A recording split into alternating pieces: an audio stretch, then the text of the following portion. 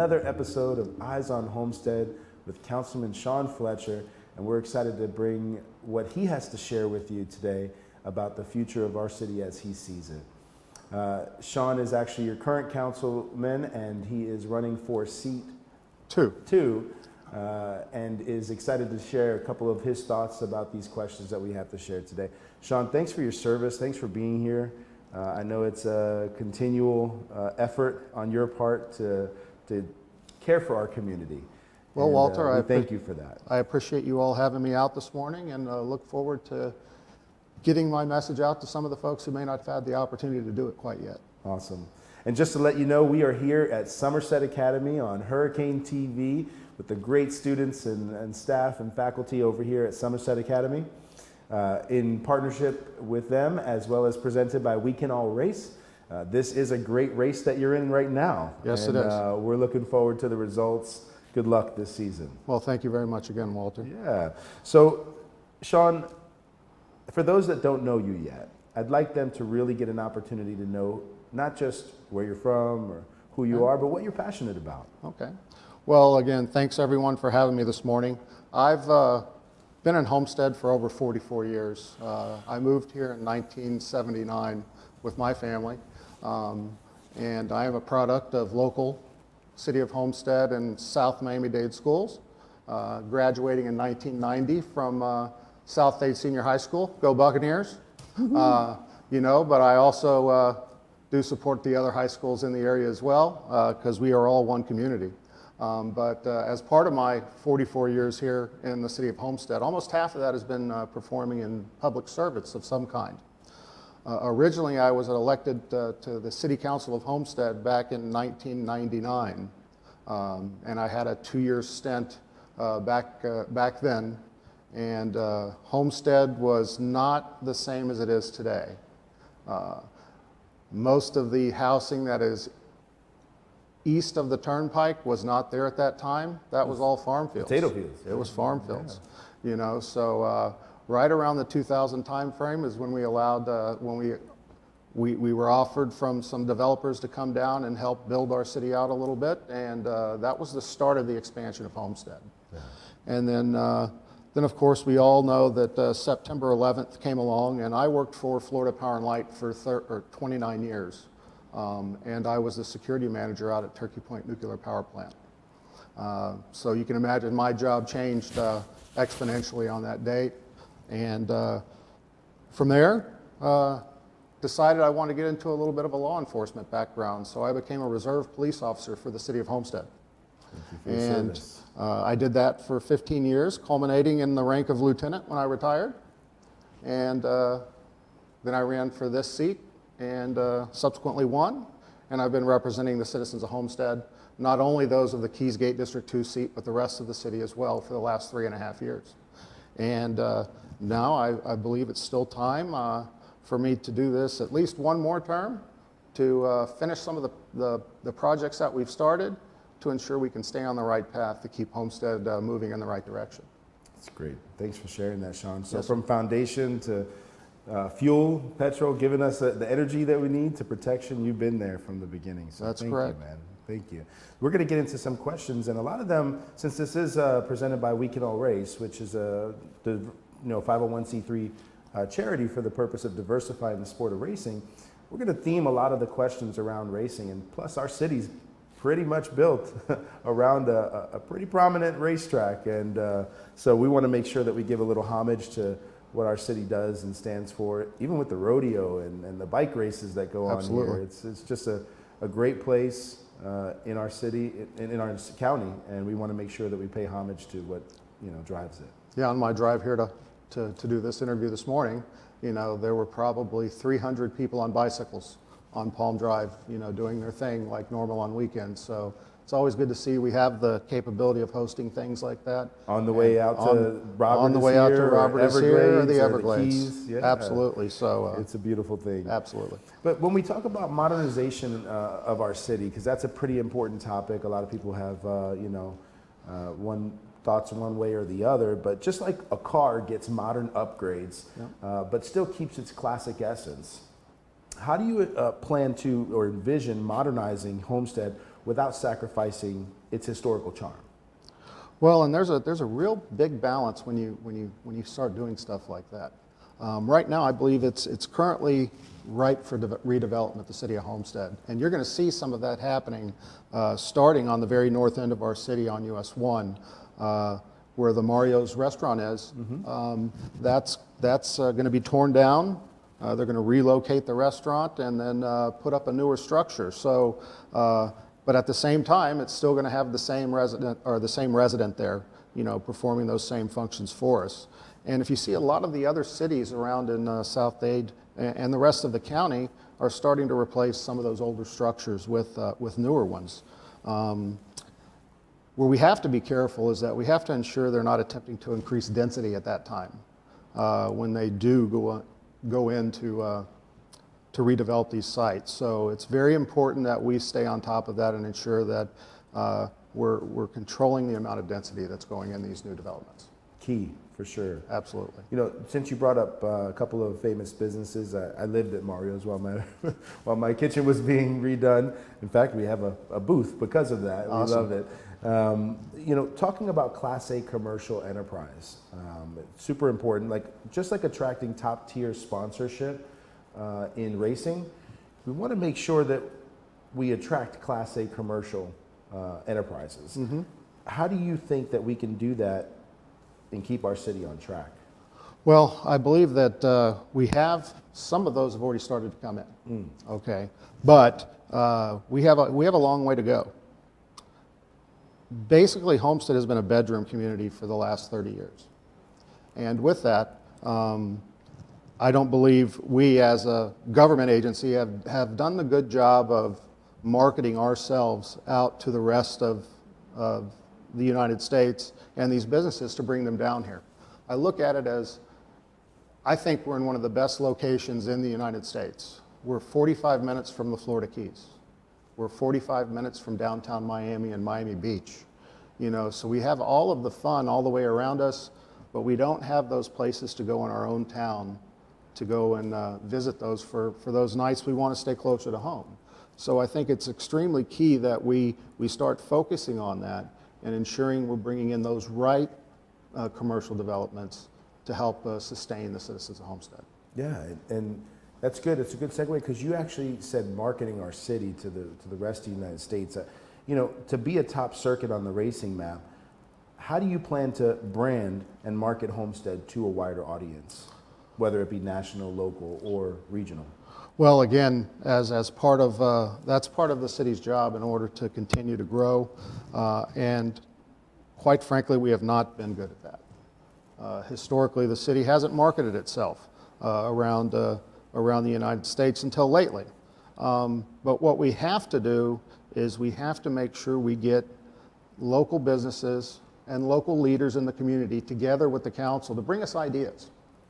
And we all have to sit around a table and we have to hash those out. And if we're not willing to do that, we're not going to make it very far. So it's all about, cohesiveness and working together and trying to find that balance where we can work together and bring those national brands and those people down here. Like I said, Homestead has a lot of great opportunities here. We all, we can talk about the traffic and things of those nature that do tend to be on our minds most of the time, but if we have locations down here where people can work here in Homestead, that changes the traffic patterns if you bring those industries in here. And we have lots of places to do that. Again, we have to be strong enough to get out there and fight for it. Yeah, absolutely. Speaking of fighting for it, Sean, that's great. We're here in the middle of Somerset Academy, and they're putting such a great operation on here for us to host this moment. How do we fight for those youth programs that our kids need in order to really take the next generation to success? So that's a great question, Walter, and I can tell you that this being a good starting point, but if you look at our local schools from the time I graduated high school, which was a long time ago, we didn't have a lot of these technological advances that they do now. And technology, I think, is the key that helps us fight for those things. So we all need to be more engaged with our local high school students to ensure that they're seeing we're bringing some of the old knowledge base to them, but we're also learning about the new technology from them as well. But it takes that cohesive team again to reach out and ensure that all of our students are getting those applications they need. Yeah, you guys have been able to put together, I think, is it the country's only cybrarium, or? So yeah, we do have the cybrarium. That's the only one that I know of. That's the only one I've ever heard of, right? In the United States. Yeah. And if you haven't had an opportunity to visit there, it's quite amazing. I try to go by there, at least every couple of months. It's the amenities that it has. It makes your imagination. Makes you think a little bit about some of the opportunities that are available, and in the summertime, it's a really good place to go because there's cold air conditioning. So great reading nooks in yes. there. It is a library, but it is a cybrary. That's correct. Right?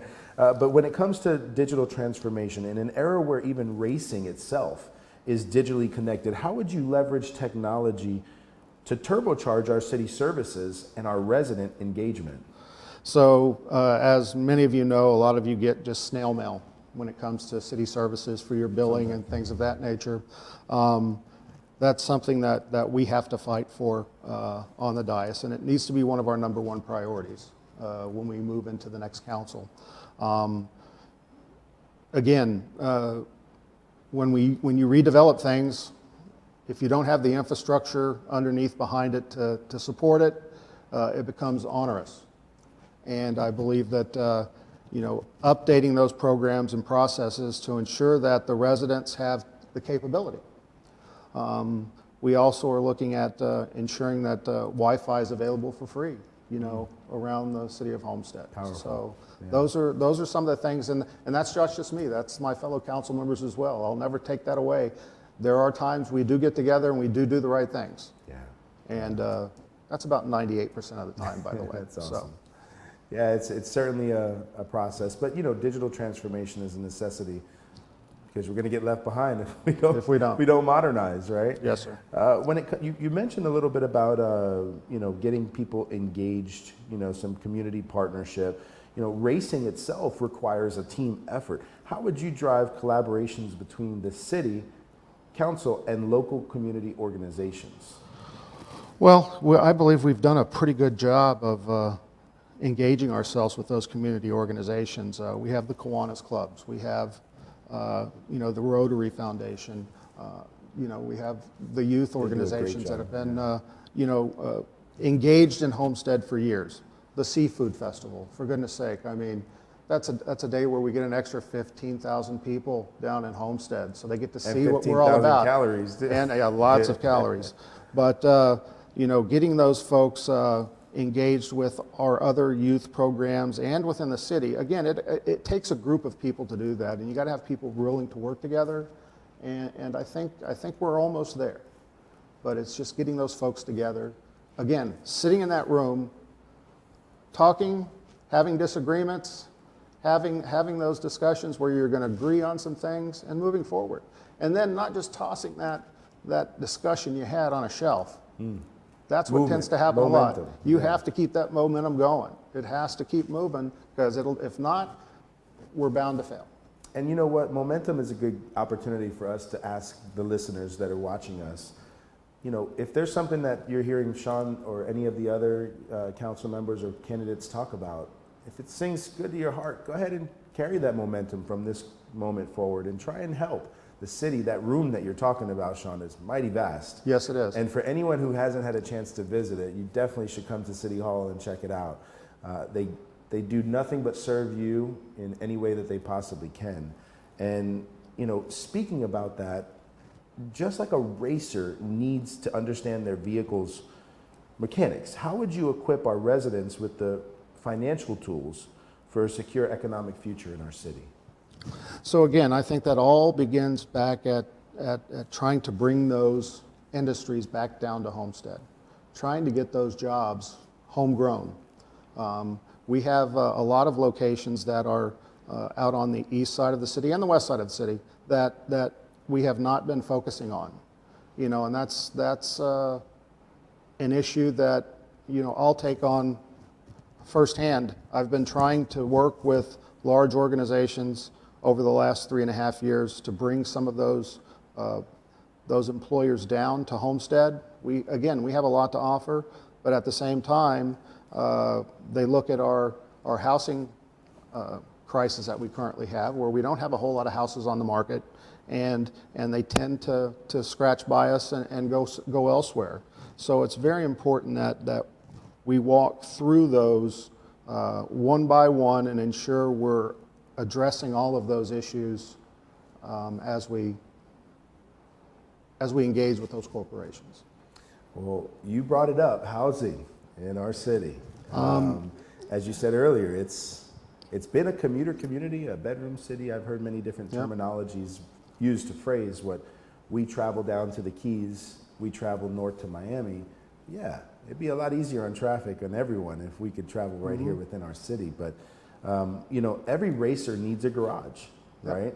How would you ensure housing in Homestead is both affordable and of championship quality? Okay. So I think we really need to talk about the affordability portion of housing. What's affordable to you and I may not be affordable to others. And if you look at the average income for a person who lives within the city of Homestead, is about $52,000 a year. Over 51% of our population, lives at or below the poverty level here in the city limits of Homestead. So we have a lot of work to do. First, we have to get those jobs, but then we have to find a way to make housing affordable. And in order to do that, we're going to have to think outside the box. We're going to have to look at some of those container-style homes or those prefabricated homes that are currently built to withstand hurricane force winds and water. But do we want to be the first to have a whole neighborhood like that? I'm willing to take that jump. I don't know if some of my counterparts are. Some of those modular homes are beautiful. Absolutely beautiful. But we have to be able to not just sit here and talk about it, go out and take action and do it. So, it's incumbent upon me as a leader of the community to try and get people behind me to push the others, because as you know, I can't have a one-on-one conversation outside of a room with any of my counterparts. That's a violation of a law. But we have to make sure we find a way to do that. And that's how we address affordability. That's going to be the only way, because our houses that we currently have now, in many cases, just aren't affordable. And that's why you see houses with 4 and 5 families living in them. Yeah, the blended modern family. And that's part of a heritage that a lot of people are used to as well. And when you have that many more people living in a home, that's that many more draws or stresses on the infrastructure that we have. Talking about stresses on our infrastructure, like regulating the number of cars on a racetrack, where do you stand on this building limitation or moratorium? Okay, I'm glad you asked me that question, because that's a big topic here lately. And I can tell you that from the time that I was first elected, in a very short period thereafter, in 2019, we discussed building moratoriums. And I made a motion that we enact a 6-month moratorium at that point in time. It was agreed upon by 2 of us and not by some others, so it ended up failing. The word moratorium does tend to scare people away, sometimes even commercial folks, but we have to look and ensure that the services that we provide, the infrastructure we have, that can support any new folks are in place before we move forward. And we've had that discussion a couple of different times on the board, and it's always failed.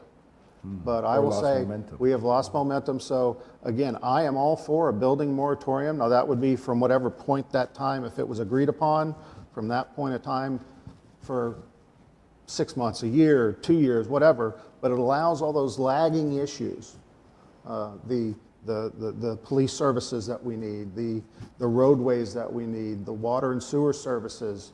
It allows all them the time to catch up so we can support them more readily at that point in time. So. And for those that don't know, you're referring to a residential. Residential moratorium. We're never going to stop commercial development here in the city of Homestead. We want commercial development. We want those jobs in the city that can pay and keep our people here at home. Well, you mentioned a couple bits of our infrastructure just a moment ago. And I know that those are key points that have been topics to discuss. Yes, but like a racer needs a smooth track to ensure a safe race, how do you propose to address those infrastructure bumps in our face? So I've been very fortunate to have worked with our city staff, and we've addressed a lot of roadways within the city of Homestead. Now, I've focused a lot on my district, the Keysgate district. I've supported roadways in other districts as well, but county roadways are most of the roads in the city of Homestead are maintained by Miami-Dade County. So as we do that, it takes a lot of communication and a lot of effort to reach out to them and make things happen. But all of the roadways within the Keysgate district that lead to and from homes within the last 3.5 years have been resurfaced. I fought hard for that. They're nice and smooth. Those were my telephone calls made to my city manager who works for me on a weekly basis, and those additional calls to the county.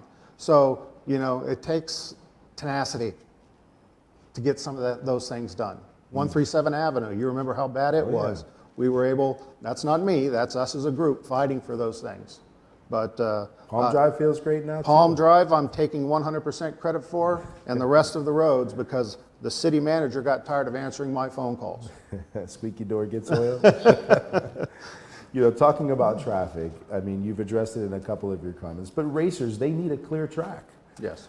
What strategies would you champion to clear our city's lanes from traffic congestion? Okay. And we've all been it. We've all been there. It's taken us. I remember back in 10 years ago, it would take me 5 minutes to get someplace. Now it takes 25 minutes. So, it's difficult to really address those issues without help from the county. What we are doing and have been doing is working with Miami-Dade County. And if you notice, there's a lot of little cameras right up in the middle of the intersections on those lights. So that's called and that's going to be the traffic optimization plan that's being developed by Miami-Dade County. And I don't know if you've had this opportunity to speak with our current mayor, who happens to represent us on the transportation. No, not yet. If you do, ask him that question specifically, because he's part of the Miami TPO, which is a transportation plan group. They, this whole plan is to be implemented sometime mid-October of this year. Great. That'll improve the timing at some of these lights, especially on the major intersections. That should alleviate, I'm not going to say all, but a lot of those issues that we have. I'm just going to go out and say, just because they're clearing lanes doesn't mean you should race on public roads. But Thank you very much. Yes, there's always a speed limit, especially around these school zones as well. So. Not that you're wearing your old police officer hat right now, but just letting, for safety reasons, it's good to clear those lights to keep the traffic flowing. Yes. But I think speedway is not a speedway. Right. It's a road to a speedway. Exactly. So I appreciate those points. But the biggest concern is ensuring that the county is able to implement these changes Plans, in a very near future. And if they don't, we have to stay on top of them in order to keep them moving forward. Talking about some of these city amenities, I mean, just as a racer needs the best facilities, what amenities do you feel our city needs to ensure our residents get a pole position in life? Well, first, I think it starts off with good schools, okay? And if you look here in Homestead, Florida, we have several great schools now. We have one that teaches Cambridge CIE. academics. We have Mast Academy, Math and Sciences Academy here in Homestead. We have Air Base Elementary. We have schools that are like Somerset here, teaching these technological advanced courses. So the opportunities I didn't have in high school compared to now are great.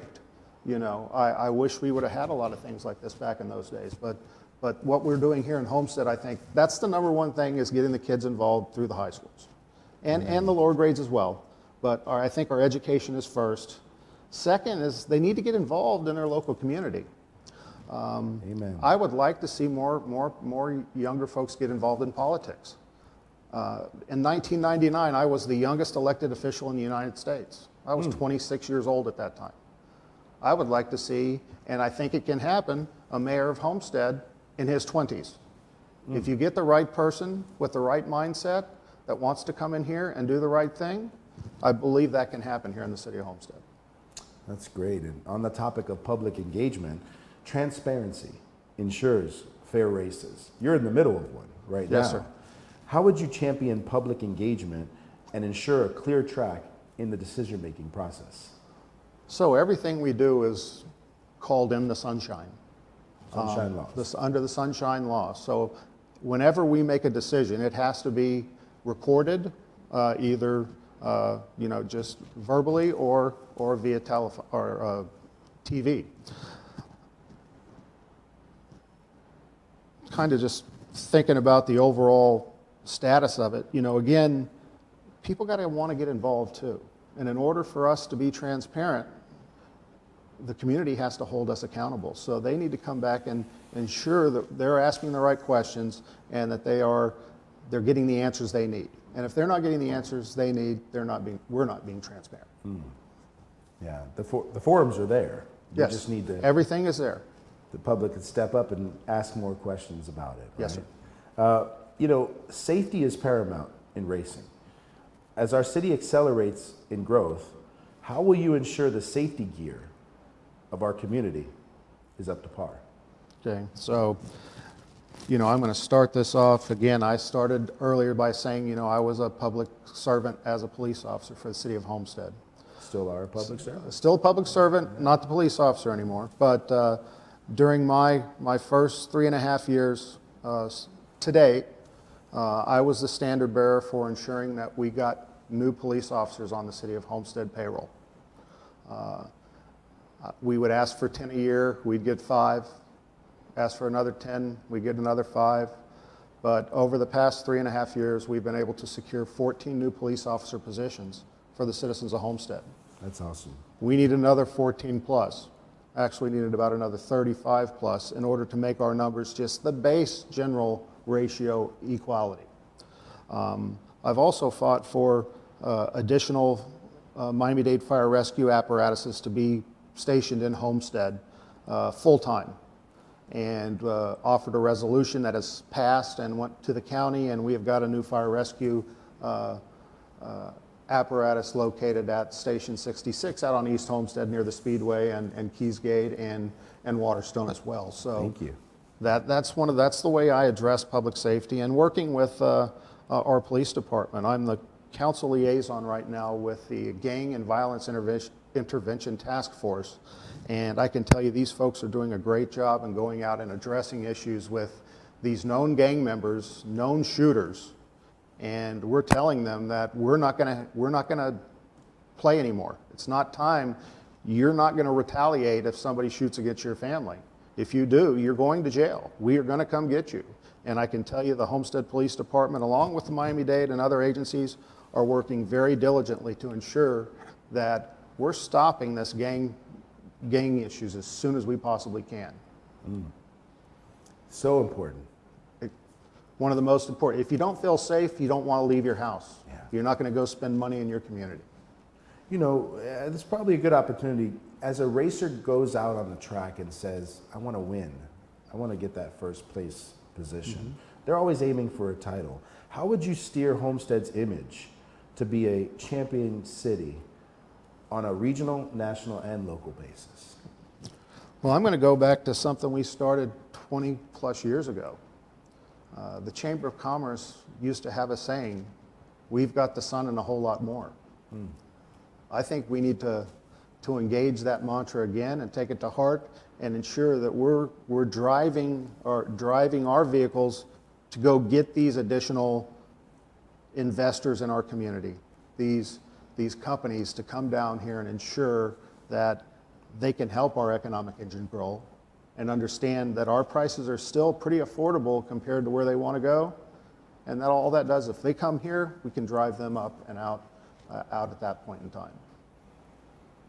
That's awesome, Sean. And you know, racing is evolving with eco-friendly innovations, solutions. How would you ensure Homestead's development aligns with environmental conservation? Well, you know, being a former electric employee from a utility, environmental consciousness is very important to me. It seems, although some of the environmental items that are out there that are supposedly green and help the overall environmental outlook look attractive, they're really not.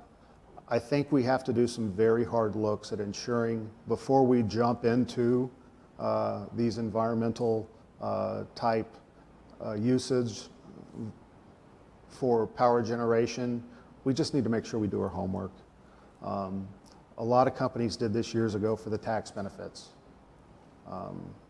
You know, we live in the Sunshine State. However, it's like solar power. Solar power, if it could be sunny, but if one cloud comes along and covers that solar panel, it's no longer creating any energy. So there's ways to do it. The technology, in my estimation, is not there yet, but it will be soon. And then we need to look forward towards you know, battery storage power and how to create that long-term battery storage power. And that's where you start. That's where you start helping the environment. Solid state batteries. You know, you'll also see there. You know, we happen to have, you know, a great, you know, community partner in the Homestead Air Reserve Base, and you know, for public safety, for safety of the United States, you know, we want to make sure that stays right here in our backyard. And we've recently had some applications in and around the city of Homestead, not really in the city limits of Homestead, you know, looking to maybe that could corrupt that or interrupt those activities. So I would just ask each of you all to look out, be engaged in your community, know what's going on, and when you see those type of things that can impact our community, reach out there and grab them, tell your friends about them, and let's fight the good fight to help our community become a better place. Amen. You know, as diversification is key in a racer's portfolio to get to the front, how do you propose to diversify the city's revenue engines, our revenue sources? So that's very hard because most of the city's revenue engines are ad valorem taxes. So, you know, the city's a little different in that we have, you know, these enterprise funds that are from the electric power utility and the, you know, solid waste utilities. Those are different funding sources that kind of stay within their own buckets, where the city's day-to-day income stream comes from ad valorem taxes. So in order to do that, you got to have got to make sure you have happy citizens and businesses. Yeah. So again, as part of that marketing plan that we need to develop as a group is to bring those businesses into town and have them engage and hire local folks and ensure that you know, we're doing our best to keep those prices as low as reasonably achievable, but at the same time creating those service revenues that allow us to continue to improve here at the City of Homestead. Yeah, I've heard some good news about different businesses coming soon, and looking forward to what the city holds over or the next council's term. Right? Yes.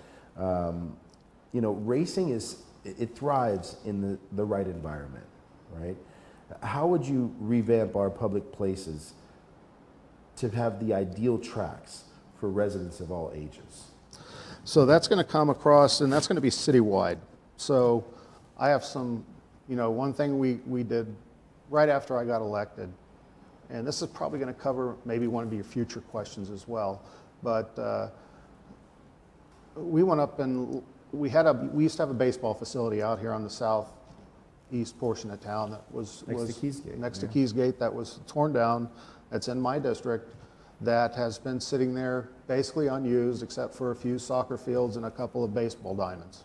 The city has come together and we have developed and are moving forward with a regional park type model moving forward. And we spent $7 million last year. We have another $7 or $10 million that are going to be spent this year in order to keep this going. And we're going to have a regional park that's going to have pickleball courts, basketball courts, utility fields, soccer fields, lacrosse fields, baseball fields. It's really going to be a place where the community can come together and work, along with keeping our other parks and recreation areas up to date. And if you'll do me one favor and just repeat the question for me one more time, because I know there's a couple of areas that I started focusing on the parks, but there's a lot more to that question. It's all good. I was just asking about for all ages, right? Pickleball you mentioned, that crosses barriers, right? Yes.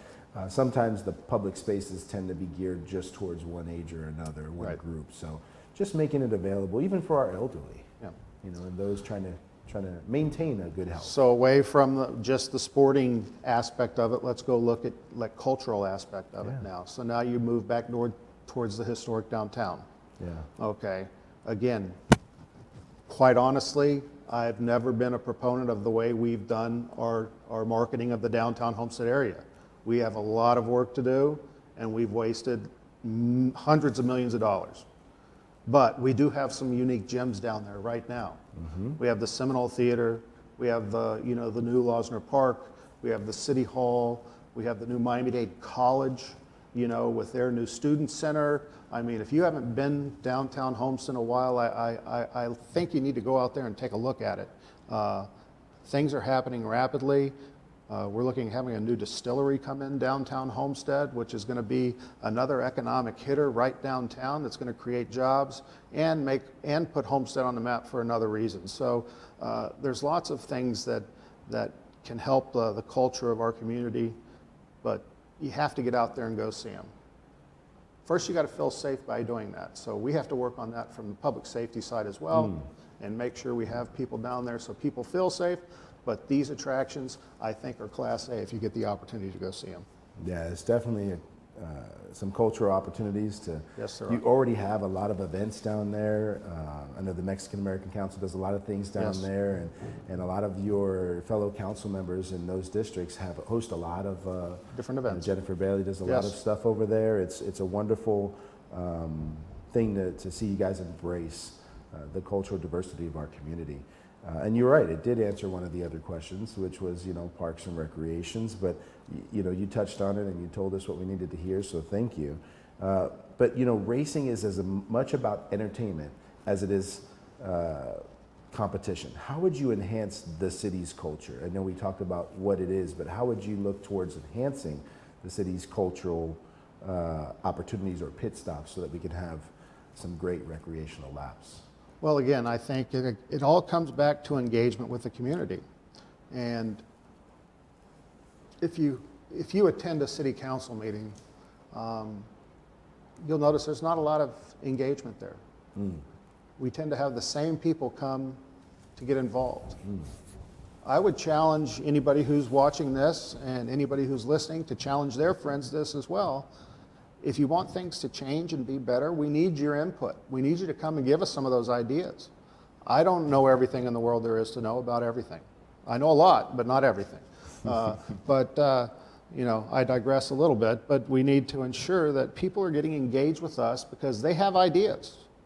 And those ideas need to be brought up to us in order so we can have those discussions. I don't have the answer on that one, Walter. I wish I was the soothsayer. And I think you actually did the answer, Sean. You said, be the change that you want to see. Exactly.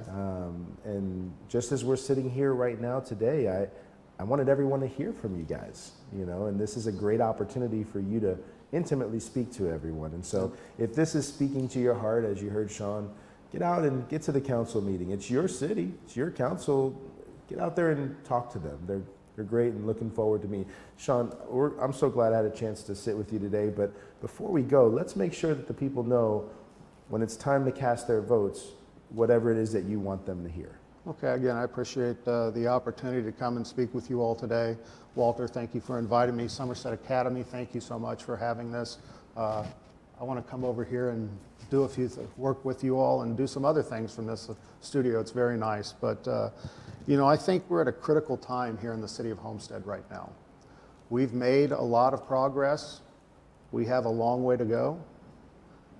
It's extremely important that you get out and vote.